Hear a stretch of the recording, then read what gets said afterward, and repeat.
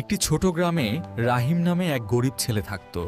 তার জীবন ছিল খুব কষ্টের, কিন্তু তার মন ছিল খুব ভালো। একদিন জঙ্গলের পাশে সে এক আহত বুড়ো মানুষকে সাহায্য করল। বুড়ো মানুষটি আসলে একজন জাদুকর ছিল।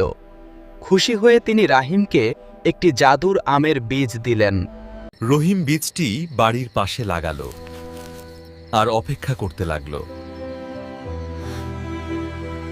পরের দিন সকালে সেখানে জন্ম নিল এক বিশাল আম গাছ, আর তাতে ধরল সোনার মতো চকচকে আম। একটি আম বিক্রি করেই রাহিম তার পরিবারের সব কষ্ট দূর করতে শুরু করলো।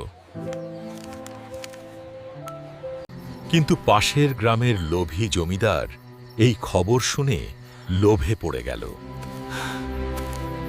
রাতে গাছ চুরি করতে এসে সে আম ছিঁড়তেই গাছটি জীবন্ত হয়ে উঠল।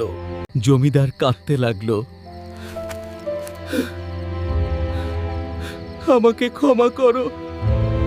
রাহিম বলল, লোভ মানুষকে ধ্বংস করে, ভালো কাজই জীবনের আসল সম্পদ।